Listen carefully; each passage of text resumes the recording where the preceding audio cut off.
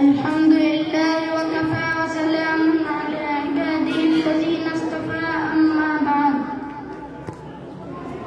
أعوذ بالله من الشيطان الرجيم بسم الله الرحمن الرحيم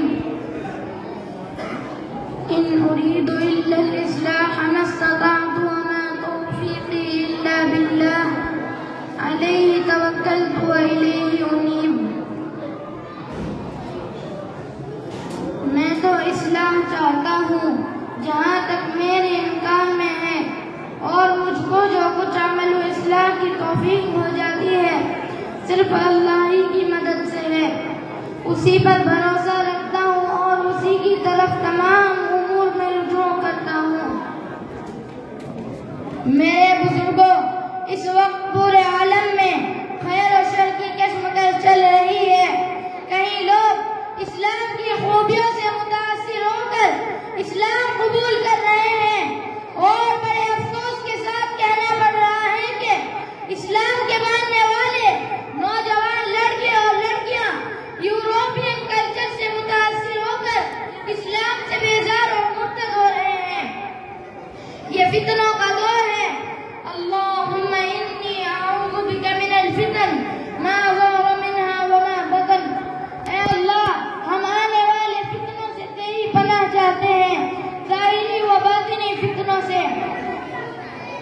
میرے بزرگوں، اس وقت پورے عالم میں میرے بزرگوں ذرا سمجھو اس دور کے فتنے کیا ہیں.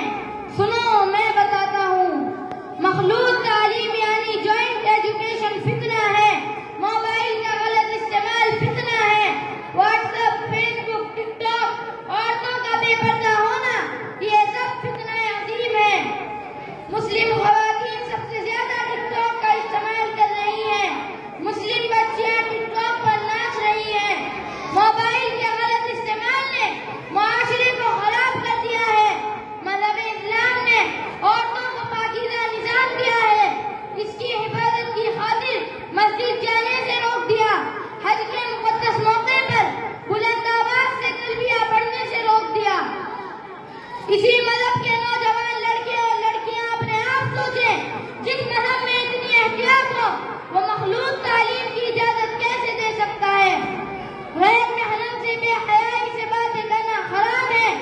آج تو لوگ باطل کو حق، جھوٹ کو سچ اور بدعت کو سنت سمجھانے میں لگے ہیں. حق و باطل کا شعور ختم ہوتا جا رہا ہے.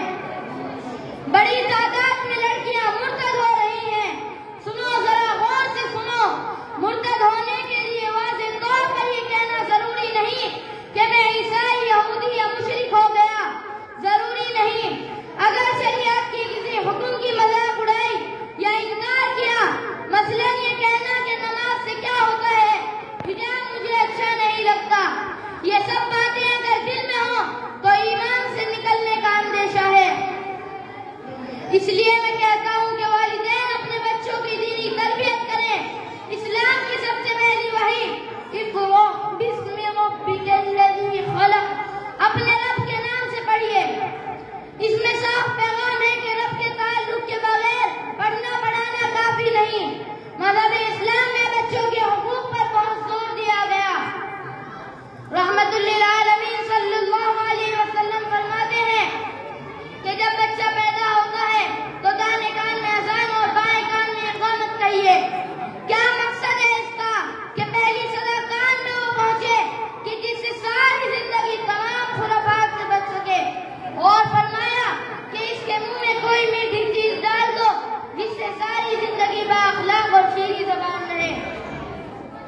اس لیے میں کہتا ہوں کہ اپنے بچوں اور بچیوں کو مکتب میں ضرور بھیجیں تاکہ یہاں وہ ایمان سیکھیں، شریعت کے احکام سیکھیں. ان حالات میں کہ جب بچوں اور بچیوں کے عقائد اسکول اور کالجوں میں خراب کیے جا رہے ہوں، ارتداد کی ہوائیں چل رہی ہوں، ایسے حالات میں تو اور بھی زیادہ مکاتب کی ضرورت ہے. دیکھو مسلمانوں،